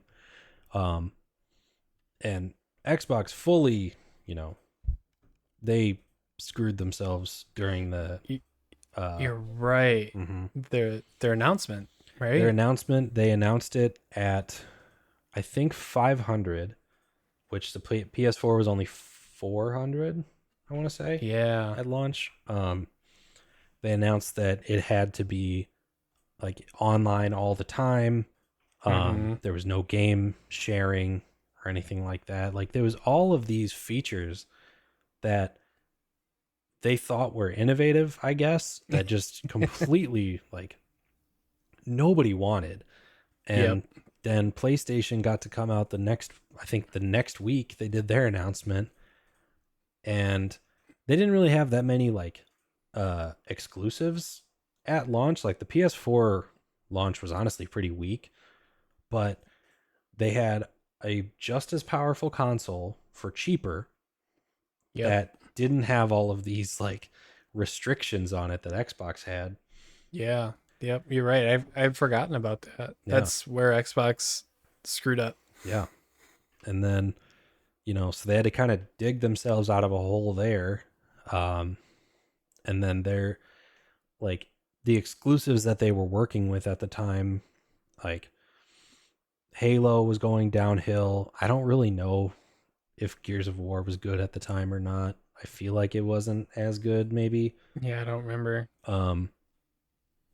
And like they had, I specifically remember this. They had a RPG dragon game called Scalebound that looked awesome. That ended up being scrapped really late in development, and that was going to be an exclusive. I never heard of that. Meanwhile, PlayStation is over here developing arguably the best games that they've ever made. You know, they're working on some of the best games ever. Yeah, like Uncharted 4, Spider-Man, Ghost of Tsushima, God of War, like all of these massive titles are in the works, while Xbox is still like trying to drum up excitement about these exclusives that have kind of like fallen off in the last few years. Yeah, I feel like they're just trying to even get people to buy their console at that point. You know, not just sell the games, buy the console first. Yeah. So I don't think that Xbox is going to be like, I don't think there was another rumor that they were going to be just stopping production of consoles altogether. I don't think that's the case. You know what? That was a question I was going to pose to you. Mm-hmm. Is there a world where they just stop making Xboxes? I don't think so. I don't think so either. I mean, not anytime soon. No, definitely not. Not after Microsoft acquired Activision. Like, there's no plans to stop. Yeah. No, they have to keep making consoles. I think there was a leak recently for like the next several years of like Microsoft plans, and there were several consoles on there. I think that they're going to probably not worry as much about exclusives to put more money into the, you know, companies that they now own that'll make more money if they sell on different platforms. And then they'll keep Xbox going for the people who prefer those consoles or people who like Game Pass, because I think Game Pass is actually a pretty decent selling point to stay on Xbox. Definitely. If you don't care about the exclusives on PlayStation. Yeah. Yeah, I would say that's like their main selling point is Game Pass right now. Because like what exclusives do they have now? Like Forza? Yeah. That's Forza. Even the last Halo, I don't think sold very well. No. Yeah. I don't hear it talked about at all anymore. Gears. Some little games that I can't think of currently. They have a lot of like indie studios under them now. Yeah, lots of stuff is coming. But again, they probably also have to look at the fact that the Xbox Series X has sold like half of what the PS5 has. Like they're fully in last place in the console wars, if you want to call it that. Yeah. So they're probably looking at that as like, if we keep these exclusive, like these games aren't going to sell that as well as they could. And we own the game just as much as we own this console. So if we want to make money off of it, we got to spread it out to other places. Yeah. I don't know. Thursday, the 15th, Phil Spencer's going to get up and explain the future of Xbox business or something like that. So stay tuned for that. We'll see how terrible that goes. Yeah. I'm sure we'll talk about that. Yeah, I can't see any universe where he has something good to say. I really don't. Yeah. Okay, that's enough about console wars. And how dare you say that the PS4 launch was weak? I remember getting my PS4. I remember getting Killzone Shadowfall. which is the game that Guerrilla Games made before Horizon Zero Dawn. Huge turn. Call of Duty Ghosts. I had which that was too. cool because of the doggo. Yeah. Riley, right? Riley was his name. The dog model. And then what? There's a meme that spawned from the announcement of Call of Duty Ghosts where they talked for way too long about the dog model, which is right. Their realistic dog in Call of Duty. They also talked about their fish mechanics and how the fish will swim out of the way when you get close to them. Okay. All right, cool. No, I don't remember that at all. Yeah, there's a whole meme just about that game in general. Things that gamers don't care about. I feel like that's the Call of Duty game that everybody forgets about. Was Call of Duty Ghosts. Yeah. I don't remember it being that bad. I remember liking it. It was fine. It was fine. It wasn't great, but it was fine. Okay. And then I got Assassin's Creed 4 Black Flag. Because that came out for PS4, right? And then Rogue came out for PS3 and 360, and I never played Rogue. That's a big hole in my big holes in our backlog right there, Jake. Yep. Big ones. How dare you? Those were good games. Yeah, I know. All right, next. Disney is investing $1.5 billion with a B dollars in Epic Games. Yep. To essentially turn Fortnite into a Disney media machine, apparently. Yeah. That's a lot of money to basically invest in. They say that they're going to try and make like a whole Disney video game like series, but I'm pretty sure that's all going into Fortnite. Yeah, or most of it. What I understand, yeah, it's all going to be played through Fortnite. A lot like how Lego Fortnite or Rocket Racing, whatever it's called, is through there too. So we'll have to wait and see. I think it could be cool depending on what they come up with. But it's a lot of money. $1.5 billion. And Epic Games, I think, just laid off 800 people. Wow. I mean, I understand it's not Disney writing a $1.5 billion check, but still, that's crazy. Yeah. And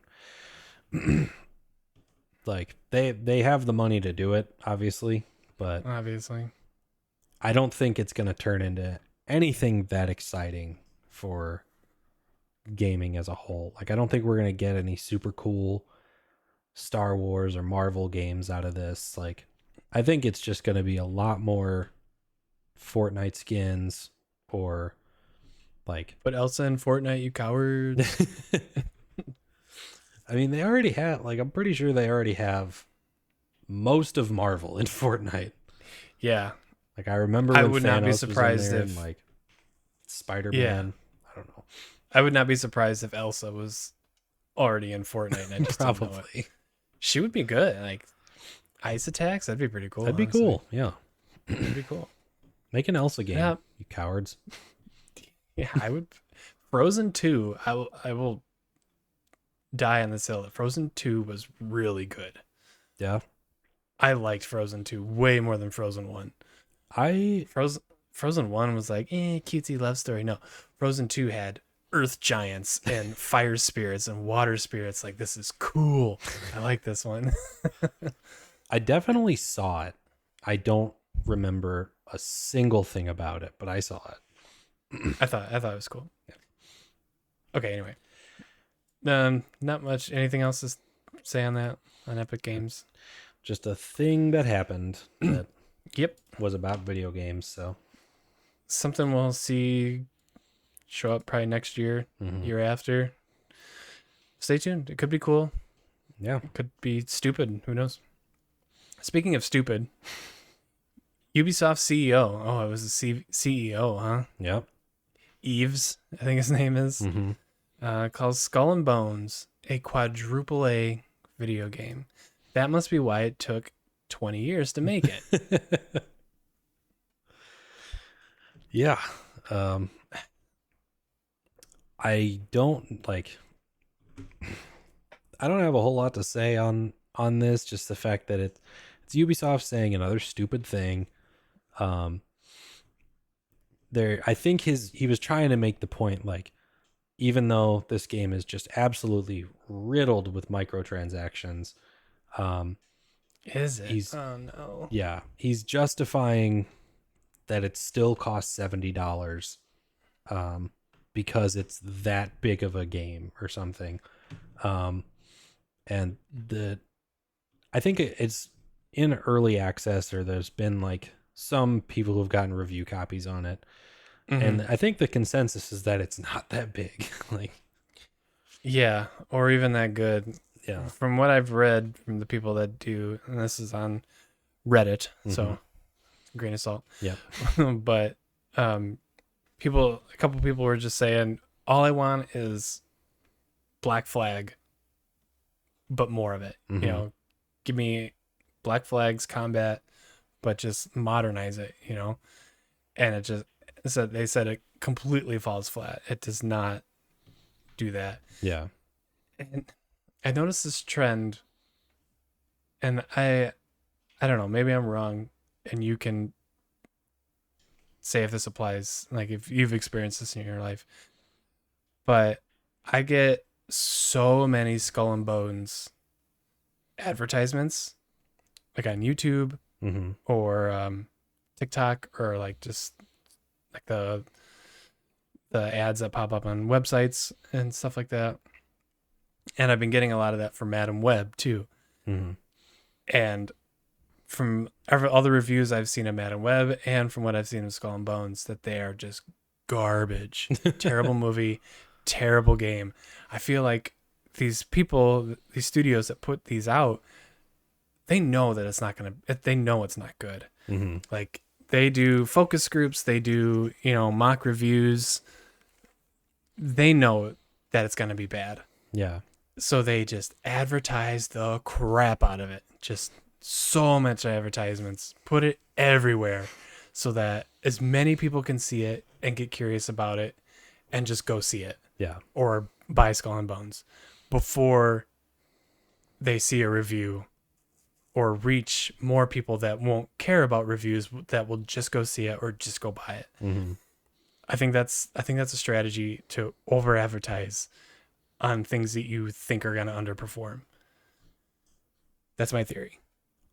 So I think coming out and trying to say it's a quadruple A game, I don't oh man, I don't have the words to describe how Ubisoft could never put out a quadruple A game. Just the way they make games, it's just never going to happen. Yeah. I'm fully agree with you on the over marketing of what they know is a bad product. Because like, I think this probably isn't the first example of that, but I definitely can see like how they probably knew that they were taking too long. This game's been in development hell for 10 years or something. Gone through a bunch of different I think it's gone through a bunch of different directors and stuff. And the people who have played like early versions of it, or even like some of the more recent ones, I've heard them say that like there's parts where you can see like they were probably trying to make a different game, but they couldn't, so they had to still use those pieces in what the game currently is. Right. And there's like pieces of the, probably some stuff that they pulled from Black Flag, because this is still Ubisoft. Right. But I think that they just knew that they were taking too long. It wasn't going to perform very well. And like you said, we're going to shove it down people's throats. There's going to be enough people who don't look at reviews, and don't do their research, that just see like, oh, pirate game, cool. Like, they'll buy it. Yeah, exactly. And once you hit buy now, Yeah. I mean, the money's in Ubisoft's pocket. Mm-hmm. You know, once you go to the movie theater, it's in Disney's or whoever's. It's in their pocket. Mm-hmm. They don't care that you don't like it. You already bought it. Yeah. You know, so they just get people just curious enough to buy it, Mm-hmm. advertise the crap out of it so that they just buy it. It's I think I've cracked the code, Jake. I think I know too much. Yep. They're gonna come after me. Lock your doors. I'm not suicidal. I'm not suicidal. Yeah. One thing that I kind of realized while I was watching a lot of these reviews on it and stuff is they really should have tried to differentiate the name more from Sea of Thieves. I get the two confused all the time. I think I did it on the last episode. Like, I was watching a review on Skull and Bones today, and like 4 or 5 times he said like one Sea of Thieves instead of Skull and Bones or vice versa. Like it's if your game's gonna be bad, and you're gonna market the hell out of it, at least give it a more unique name that people are gonna know that it's this one and not the other pirate game. Yeah, exactly. Been out for years and years and years and has, you know, pretty Xbox exclusive, pretty good by the way. Player base. Oh yeah, it is Xbox, isn't it? It's not on is it on PC? It might be on PC. It might be on PC too. Oh, okay. But yeah, like they're gonna go to Steam and see this one that's got mixed reviews, and they'll be like, "Is this the pirate game that I've been seeing? Like, maybe I should let me just look up pirate games." And then it's gonna come up with Sea of Thieves. I'm like, "No, that's got to be the one. That's the one." Yeah, that's the one. Yeah. And they're gonna buy that. I don't know what you would name it, but I don't know. I don't know either. It's not the best name. Yeah. I think the general consensus is that people would rather they just scrap this and work on a Black Flag 2 or like some sort of like remake of that. But something. I don't know. Ubisoft is gonna Ubisoft. Yeah. That's what they do. They make okay at best games and not much else. Mm-hmm. It's kind of had the same thing with Avatar, Frontiers of Pandora, or whatever. Like if there was ever a game that they could make that would blow up, I felt like it should have been that one. Brand new IP, even though it's based off it is an extremely popular medium. Mm-hmm. I don't know. Nobody talks about it. Yeah, that fizzled out so fast. It was okay. Yeah, it was Far Cry and Pandora. Which come on, that's so depressing because it really is. I remember seeing the announcement for the Avatar game at E3 or not E3, but whatever we had that year. And being excited for it because I was like, oh, that's pretty cool. Like you get to fly around on the dragon things. I don't know Avatar at all. Oof. But like I thought it was gonna be more like I knew there was gonna be combat and stuff, but I thought it'd be more like, using like more primitive things that they would have in that society, like using like spears and bow and arrow and stuff like that. And then like the later trailers they start showing like the gun combat and I was like, oh, it's Far Cry. we've made Far Cry again. Okay, yeah, cool. And it's first person, and it's like I feel like a lot of the fun of that game would be like being in third person as this big blue alien thing, like to make the traversal a bigger part of it. Like I don't know. Ubisoft I'm not paying $70 for a game. Like maybe it'll be good. Yeah, I think we've just reached a point in our society where people just can't do that anymore. Not me anyway. No, too much good stuff comes out that I know I'll like. Yeah, To try something for $70. Mm-hmm. So, sorry, Eves. I'm not playing your quadruple egg video game. Yeah. Not happening. Yeah. Okay, well, that about does it for us. Any other pressing thoughts? Not really. No, Looking forward to some games coming out. Oh, I did want to ask you. Yeah. Wasn't there a Final Fantasy VII state of play thing? I refuse to watch anymore. Really? I refuse. I can't watch anymore. I think, yeah, I remember you being the same way about Final Fantasy 16. Yes, they show so much. I don't need that. Tell me Rebirth comes out on the 29th. Done. Got it. I'll be there. Because I haven't watched a trailer, but I've heard like commentary about the direct, mm-hmm. and that they show like everything. They're showing scenes from what is probably the final scene of the game. Yeah. And it's like, what are you doing? I know how this is going to end, and I don't want to see it. Yeah. Like, I just want to be pleasantly surprised by all the new things, and be surprised by the old things that I know are in there that are going to be different in certain ways. I don't want to watch any more of it. Yeah. I can't. This isn't how I want to experience games. You know, I don't want to be like, oh, I know this is coming up, or I know what this looks like. Because I guess they showed Calm, which is the first town you go into, mm-hmm. that is just like a courtyard in the original game. Mm-hmm.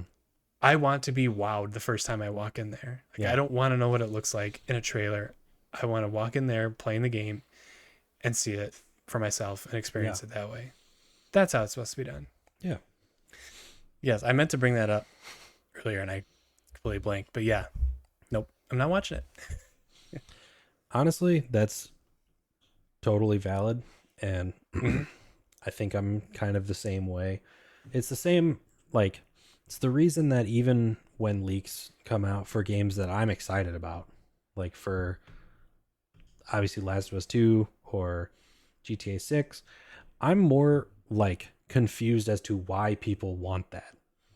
I'm like, you want to see, it's not, like, that's not even a trailer or a direct that the studio will like made for that purpose to put out.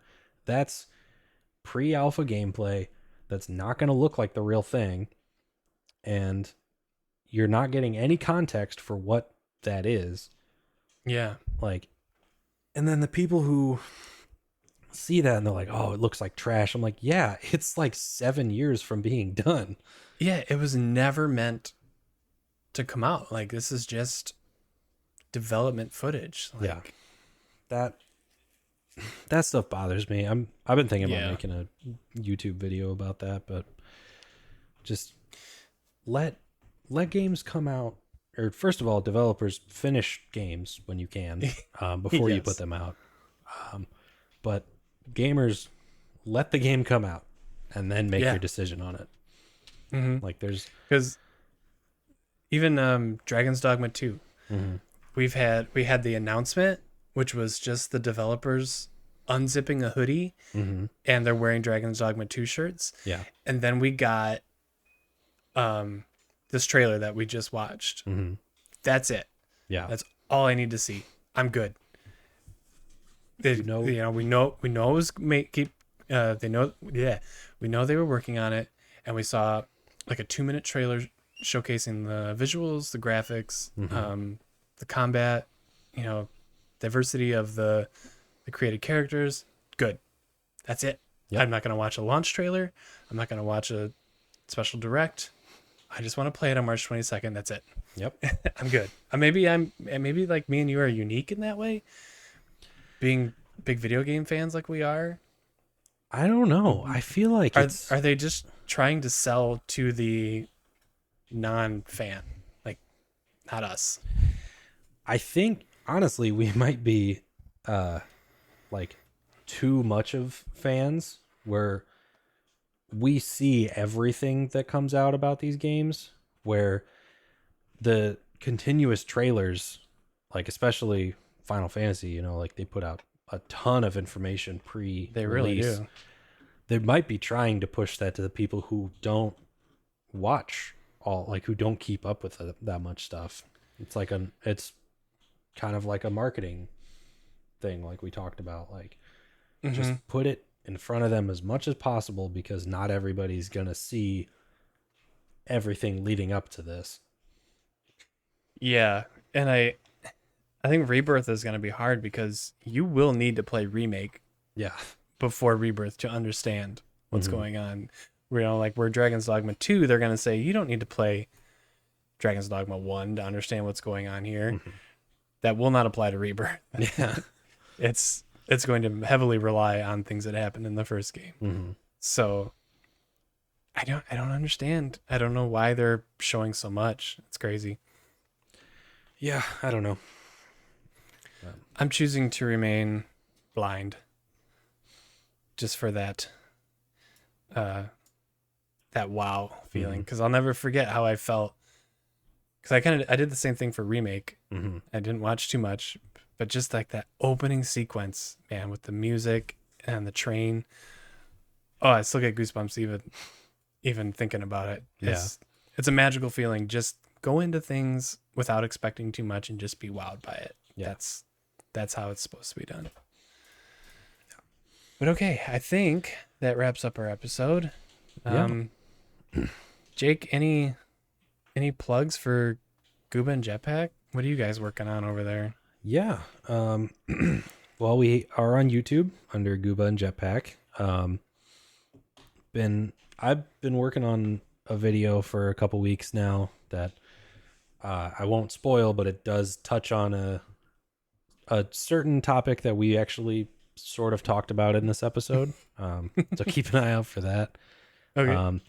I've said this before, I want to get back into making more scripted content, reviewing games, getting a little bit more creative with videos.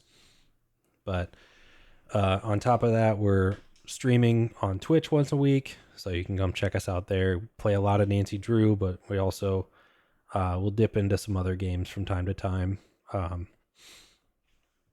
We have a merch store. If you want to grab a t-shirt or a tote bag, we have those on there. We got a tote bag now? We do, yeah. To check that out. Yeah. That's about it. Cool. Yeah, please check out their channel. Good stuff. A lot of Nancy Drew stuff. But Jake's humble. He's very good at his scripted stuff. His videos are very funny and very well done. You won't be sorry. You won't regret watching them. My channel, like I said earlier, I'm uploading again. I haven't uploaded in a few days because Monster Hunter. But I'm going to try very hard to keep up on my new weekly series that I'm calling Saturday Morning Strategy. It's supposed to be cozy. I don't really think anybody else finds strategy games cozy, but last Saturday morning, I played Slay the Spire. I find games like that super relaxing. Just turn your brain off and just think about your strategy in the game. You know, that's fun. And I did well. I was kind of nervous I was going to embarrass myself and do really bad. But no, I didn't die. I made it through acts 1 and 2 with Ironclad. I don't think I'm going to play Slay the Spire this weekend. I think I'm going to jump into something else. That's not to say I won't go back. But just to get a little variety out there. And then, Persona 3 Reload. It is so hard not to say Persona 3 Royal. I want to say Persona 3 Royal every time. Yeah. Persona 3 Reload. I'm going to try to get back into that. At the very least, maybe I'll have a Monster Hunter video out. Yeah. Maybe just me messing around in that. because that game is just so much fun. But yeah, that's what's come to expect on my channel. 2024 will hopefully be a much more active year on my channel. 2023 was a crazy year and I just had no time to do anything, but hopefully 2024 is a little bit better. Yeah. Well, but okay, sorry. I was just going to say, we're glad to see you back in the YouTube world. And thanks, everyone. Thank you. You're so kind. Okay, well, that has been an episode of the A to Jump podcast. He is Jacob, aka Gooba of Gooba and Jetpack. I am Justin of Justin Games. Thank you so much for watching, and we will see you in the next one. Oh, wait. Keep on gaming. Keep on gaming. Bye, guys. Bye.